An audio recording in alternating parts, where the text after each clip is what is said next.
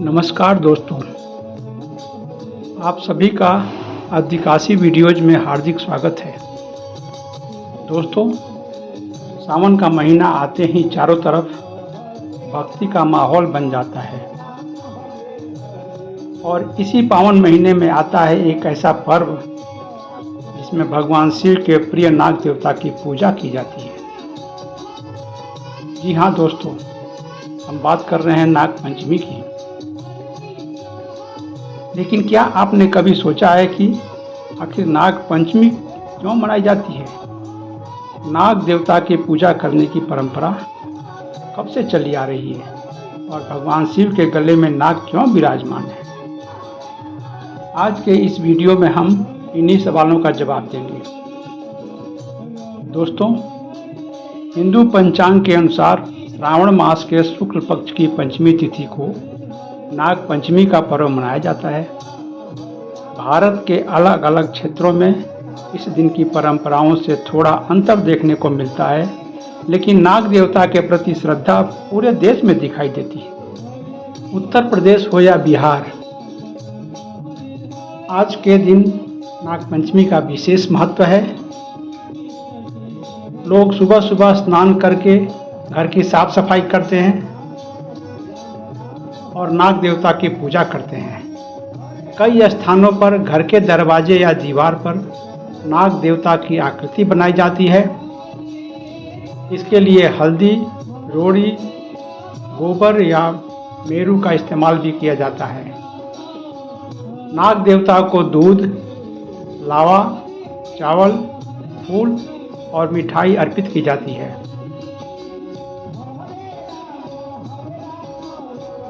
उत्तर प्रदेश के कई ग्रामीण इलाकों में इस दिन कुश्ती और दंगल की परंपरा भी देखने को मिलती है। अखाड़ों में पहलवान अपनी कला का प्रदर्शन करते हैं और युवा उत्साह के साथ उसमें भाग लेते हैं। इस दिन लोग नाग देवता की पूजा करते हैं, भगवान शिव का अभिषेक करते हैं और परिवार की सुख समृद्धि तथा सुरक्षा की प्रार्थना करते हैं। कई स्थानों पर नाग देवता की तस्वीर या प्रतिमा पर दूध, जल, पुष्प और अक्षत अर्पित किए जाते हैं। लेकिन दोस्तों, पूजा करते समय एक महत्वपूर्ण बात याद रखनी चाहिए। सांपों को जबरदस्ती दूध नहीं पिलाना चाहिए। नाग पंचमी का संदेश प्रकृति और जीव जंतुओं के प्रति सम्मान का भी है। हिंदू धर्म में नागों का संबंध केवल सांपों से ही नहीं बल्कि धार्मिक और आध्यात्मिक परंपराओं से भी जुड़ा हुआ है। भगवान शिव के गले में नाग का विराजमान होना इस बात का प्रतीक माना जाता है कि भगवान शिव भय और मृत्यु का नियंत्रण रखने वाले हैं। भगवान विष्णु की सैया के रूप में शेषनाग का वर्णन मिलता है। वहीं समुद्र मंथन की कथा में वासुकी नाग का महत्वपूर्ण स्थान है। इसलिए नाग भारतीय धार्मिक परंपरा में शक्ति, संरक्षण, ऊर्जा और प्रकृति के प्रतीक के रूप में देखे जाते हैं। नाग पंचमी से जुड़ी ही कई लोक कथाएं भारत में अलग अलग क्षेत्रों में प्रचलित हैं। एक प्रसिद्ध कथा के अनुसार एक किसान खेत में हल चला रहा था। अनजाने में उसके हल से नाग के बच्चे मर गए। नागिन ने क्रोधित होकर किसान के परिवार को डस लिया। परिवार में केवल किसान की बेटी बची। उस बेटी ने नागिन से क्षमा मांगी और श्रद्धा से नाग देवता की पूजा की। उसकी भक्ति से प्रसन्न होकर नागिन ने उसके परिवार को जीवन दान दिया। इसी तरह की लोक कथाओं के कारण नाग पंचमी को नाग देवता की पूजा और क्षमा प्रार्थना से भी जोड़ा जाता है। हालांकि अलग अलग क्षेत्रों में इस कथा के रूप और पात्रों में अंतर मिलता है।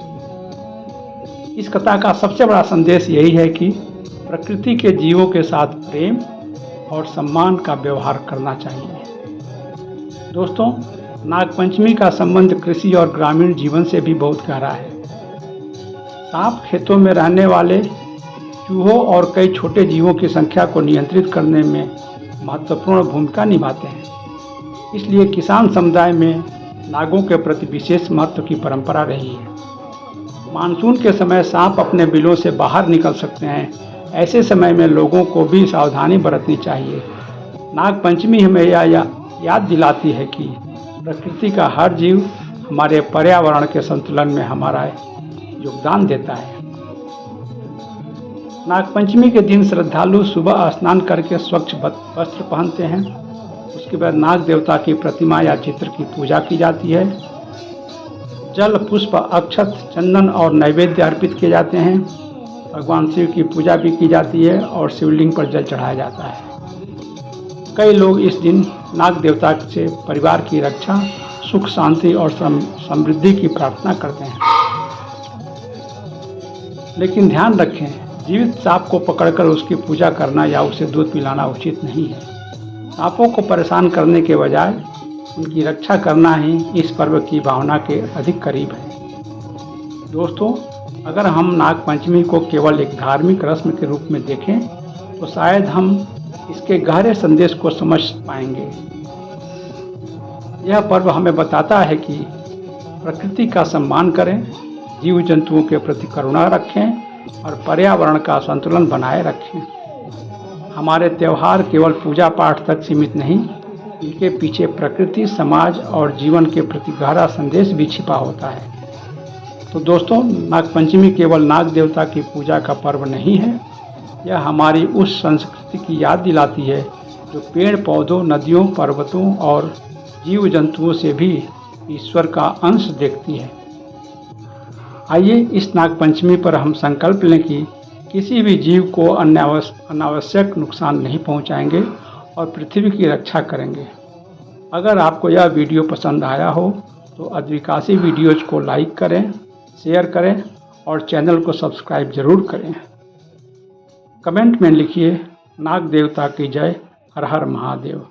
आप सभी को नागपंचमी की हार्दिक शुभकामनाएं।